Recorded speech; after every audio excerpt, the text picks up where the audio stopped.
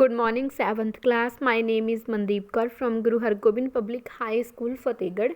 Today, we will discuss about your second chapter of civics. The chapter name is Institutional Representation of Democracy. कि जी democracy आ ਉਹਦੇ ਵਿੱਚ institutional representation ਉਹਦਾ ਕਿੱਦਾਂ ਆਪਾਂ ਨੂੰ ਰਿਪਰੈਜ਼ੈਂਟ ਕਰ ਸਕਦੇ ਹਾਂ, ਕਿਹੜੇ ਉਹਦੇ ਵਿੱਚ ਪ੍ਰੋਸੈਸ ਨੇ। ਕਹਿੰਦੇ democracy I you so in the last chapter has become the most popular form of the government in the world today। ਕਹਿੰਦੇ ਅੱਜ ਦੇ ਟਾਈਮ ਦੇ ਵਿੱਚ ਜਿਹੜੀ ਮਤਲਬ ਡੈਮੋਕ੍ਰੇਟਿਕ ਗਵਰਨਮੈਂਟ ਹੈ ਇਹ ਸਭ ਤੋਂ ਜ਼ਿਆਦਾ ਮਸ਼ਹੂਰ ਹੈ। But how do democracies function. ਕਹਿੰਦੇ ਡੈਮੋਕ੍ਰੇਸੀ ਕੰਮ ਕਿੱਦਾਂ ਕਰਦੀ ਹੈ। What are the institutional forms, ਇਹਦੀਆਂ ਇੰਸਟੀਟਿਊਸ਼ਨਲ ਫਾਰਮਸ ਕਿਹੜੀਆਂ ਨੇ। And the process associated with the democracy, ਅਤੇ ਡੈਮੋਕ੍ਰੇਸੀ ਦੇ ਵਿੱਚ ਕਿਹੜੇ ਪ੍ਰੋਸੈਸ ਆ ਜਾਂਦੇ, ਕਿਹੜੇ ਕੰਮ ਆਉਂਦੇ ਆ। The institutional representation of democracy include. ਕਹਿੰਦੇ ਜਿਹੜੀ ਇਹਦੀ ਇੰਸਟੀਟਿਊਸ਼ਨਲ ਰਿਪਰੈਜ਼ੈਂਟੇਸ਼ਨ ਹੈ, ਇੰਸਟੀਟਿਊਟਲ ਲੈਵਲ 'ਤੇ ਆਪਾਂ ਇਹਨੂੰ ਕਿੱਦਾਂ ਰਿਪਰੈਜ਼ੈਂਟ ਕਰ ਸਕਦੇ ਹਾਂ।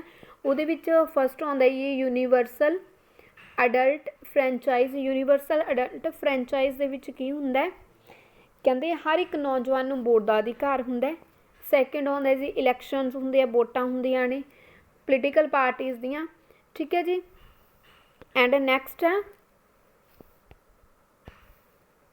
Coalition government. ਕੋਲੀਸ਼ਨ ਗਵਰਨਮੈਂਟ ਦਾ ਮਤਲਬ ਕੀ ਹੁੰਦਾ ਬੇਟਾ, ਗੱਠਜੋੜ ਦੀ ਸਰਕਾਰ। ਕਹਿੰਦੇ let us try and understand these processes better. ਹਾਂਜੀ, ਇਹਨਾਂ ਦੀ ਆਪਾਂ ਹੁਣ ਅੱਗੇ ਬਰੀਫ ਦੇ ਵਿੱਚ ਇਹਨਾਂ ਦੀ ਗੱਲ ਕਰਾਂਗੇ। ਫਸਟ ਹੈਗਾ ਬੇਟਾ universal adult franchise. Universal adult franchise ਦੇ ਵਿੱਚ ਕੀ ਹੁੰਦਾ, ਕਹਿੰਦੇ ਜਿਹੜਾ ਫਰੈਂਚਾਈਜ਼ ਆ ਵਰਡ ਆ is the right to vote granted to the citizens of a country by the government। ਇਹਦਾ ਮਤਲਬ ਕੀ ਆ, ਮਤਲਬ ਕੋਈ ਵੀ ਕੰਟਰੀ ਆ, ਠੀਕ ਹੈ ਜੀ, ਉੱਥੋਂ ਦੀ ਜਿਹੜੀ ਗੌਰਮੈਂਟ ਹੈ ਉਹਨੇ ਉਹਦੇ ਨਾਗਰਿਕਾਂ ਨੂੰ ਅਧਿਕਾਰ ਦਿੱਤਾ ਹੁੰਦਾ, ਗ੍ਰਾਂਟਡ ਅਧਿਕਾਰ ਹੁੰਦਾ ਕਿ ਉਹ ਸਾਰੇ ਵੋਟ ਕਰ ਸਕਦੇ ਆ। The right to vote and elect one's representative is one of the most basic feature of democracy। ਕਹਿੰਦੇ ਜਿਹੜੀ ਡੈਮੋਕ੍ਰੇਸੀ ਆ ਉਹਦਾ ਸਭ ਤੋਂ ਜਿਹੜਾ ਮੇਨ ਫੀਚਰ ਆ, ਮੇਨ ਜਿਹੜਾ ਸਭ ਤੋਂ ਅੰਗ ਹੈ ਉਹ ਕੀ ਹੈ। ਕਹਿੰਦੇ ਜਿਹੜੇ ਇੱਥੋਂ ਦੇ ਨਾਗਰਿਕ ਹੁੰਦੇ ਆ ਉਹ ਵੋਟ ਕਰਕੇ ਆਪਣੇ ਨੇਤਾ ਨੂੰ ਖੁਦ ਚੁਣਦੇ ਆ, ਆਪਣੇ ਰਿਪਰੈਜ਼ੈਂਟੇਟਿਵ ਨੂੰ ਖੁਦ ਚੁਣਦੇ ਆ, ਉਹ ਵੀ ਸਾਡਾ ਨੇਤਾ ਇਹੋ ਜਿਹਾ ਹੋਊਗਾ। ਮੋਸਟ ਮਾਡਰਨ ਡੈਮੋਕ੍ਰੇਸੀਜ਼ ਨਾਓ ਪ੍ਰੈਕਟਿਸਾਈਜ਼ ਯੂਨੀਵਰਸਲ ਅਡਲਟ ਫਰੈਂਚਾਈਜ਼। ਕਹਿੰਦੇ ਹੁਣ ਦੀਆਂ ਜਿਹੜੀਆਂ ਡੈਮੋਕ੍ਰੇਟਿਕ ਸਰਕਾਰਾਂ ਨੇਗੀਆਂ ਉਹਨਾਂ ਨੇ ਯੂਨੀਵਰਸਲ ਅਡਲਟ ਫਰੈਂਚਾਈਜ਼ ਕਰਤਾ।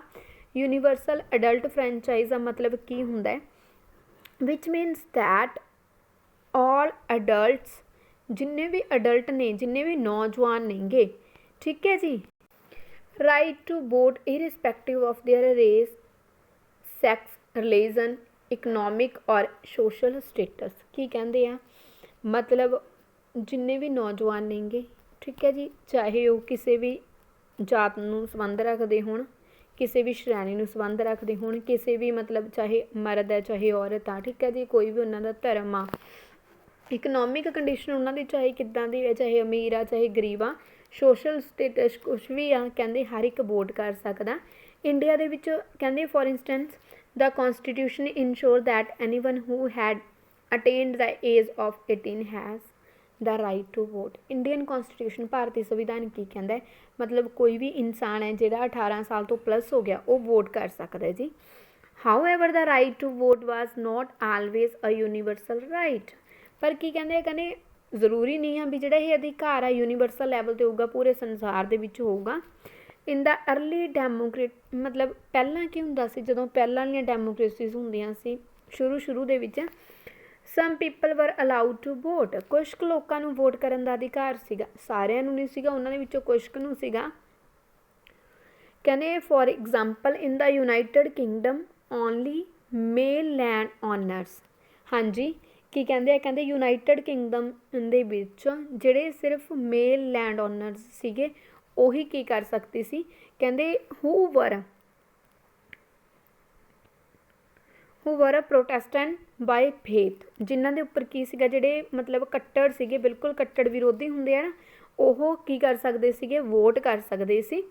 It was thought that only the land owners were responsible known to be involved in the running of the country. ਕਹਿੰਦੇ ਇਹ ਦੇਖਿਆ ਗਿਆ ਸੀ ਹੁਣ ਜਿਹੜੇ ਲੋਕ ਵੋਟ ਕਰ ਸਕਦੇ ਆ, ਠੀਕ ਹੈ ਜੀ। ਕੰਟਰੀ ਦੇ ਮਤਲਬ ਉਹ ਕੀ ਹੁੰਦਾ ਰਾਜੇ, ਦੇਸ਼ ਦੇ ਵਿੱਚ ਵੀ ਉਹੀ ਕੋਈ ਗੱਲ ਹੁੰਦੀ ਹੈ, ਕੋਈ ਇਸ਼ੂ ਕ੍ਰੀਏਟ ਹੁੰਦਾ ਹੈ, ਤਾਂ ਉਹਨਾਂ ਦੀ ਇਨਵੋਲਵਮੈਂਸੀ ਜ਼ਿਆਦਾ ਹੋਊਗੀ, ਕਿਉਂਕਿ ਨੇਤਾ ਉਹਨਾਂ ਦੇ ਚੁਣੇ ਹੋਏ ਅੱਗੇ ਜਾਣਗੇ। ਠੀਕ ਹੈ ਜੀ। ਇਸੇ ਕਰਕੇ ਇੱਦਾਂ ਮੰਨਿਆ ਗਿਆ ਸੀ, ਮਤਲਬ ਜਿਹੜੇ ਕੰਟਰੀ ਦੇ ਵਿੱਚ ਇਸ਼ੂ ਹੁੰਦੇ ਨੇ ਉਹਨਾਂ ਨੂੰ ਸਿਰਫ ਕੌਣ ਉਹ ਕਰਦਾ, ਕਹਿੰਦੇ ਜਿਹੜੇ ਲੈਂਡ ਓਨਰਸ ਸੀਗੇ ਉਹ ਜ਼ਿੰਮੇਵਾਰ ਹੁੰਦੇ ਆ। ਬਾਏ ਦਾ 19th ਸੈਂਚੁਰੀ, ਪਰ 19ਵੀਂ ਸਦੀ ਦੇ ਵਿੱਚ ਕੀ ਹੋਇਆ, ਜਿਹੜੀਆਂ ਚੀਜ਼ਾਂ ਨੇਗੀਆਂ ਇਹ ਇੰਪਰੂਵ ਹੋਈਆਂ, ਇਹਨਾਂ ਦੇ ਵਿੱਚ ਸੁਧਾਰ ਹੋਏ।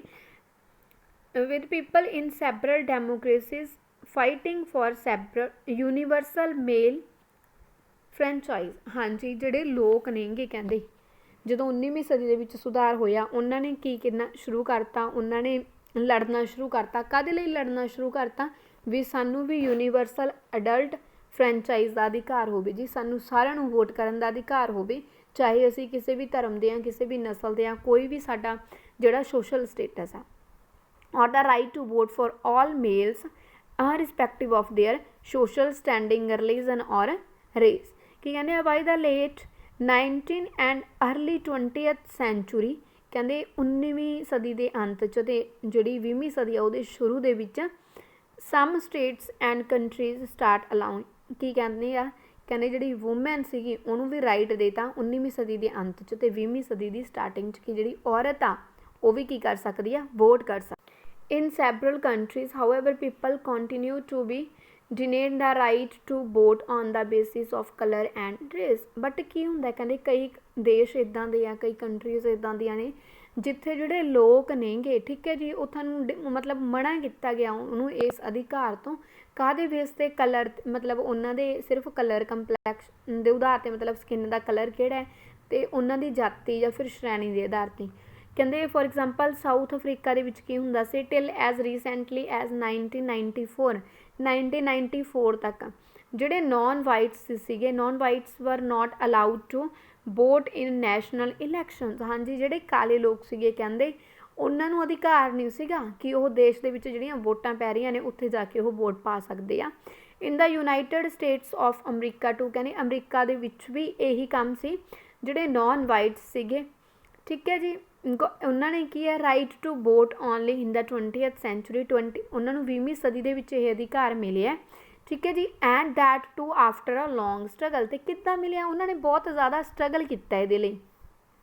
It is a reflection of the high ideals that guided the makers of the Indian Constitution, that no discrimination was made on the basis of sex। ਕਹਿੰਦੇ ਕੀ ਕਹਿੰਦੇ ਆ, ਕਹਿੰਦੇ ਜਿਹੜਾ ਭਾਰਤੀ ਸੰਵਿਧਾਨ ਆ ਉਹ ਕੀ ਕਹਿੰਦਾ, ਮਤਲਬ ਸੈਕਸ ਦੇ ਆਧਾਰ 'ਤੇ ਕਿਸੇ ਨਾਲ ਕੋਈ ਭੇਦਭਾਵ ਨਹੀਂ ਹੋਊਗਾ, ਠੀਕ ਹੈ ਜੀ। ਇਹ ਮਤਲਬ ਕਿੰਨਾ ਇਹ ਕਿੰਨਾਂ ਨੇ ਬਣਾਇਆ, ਇਹ ਜਿਹੜੇ ਸੰਵਿਧਾਨ ਬਣਾਉਣ ਵਾਲੇ ਲੋਕ ਸੀ ਉਹਨਾਂ ਦੀ ਰਿਫਲੈਕਸ਼ਨ ਸ਼ੋ ਹੋ ਰਹੀ ਆ, ਉਹਨਾਂ ਦੇ ਹਾਈ ਜਿਹੜੇ ਮਤਲਬ ਆਈਡੀਅਲਸ ਸੀਗੇ ਉਹਨਾਂ ਨੇ ਗਾਈਡ ਕੀਤਾ ਸੀਗਾ।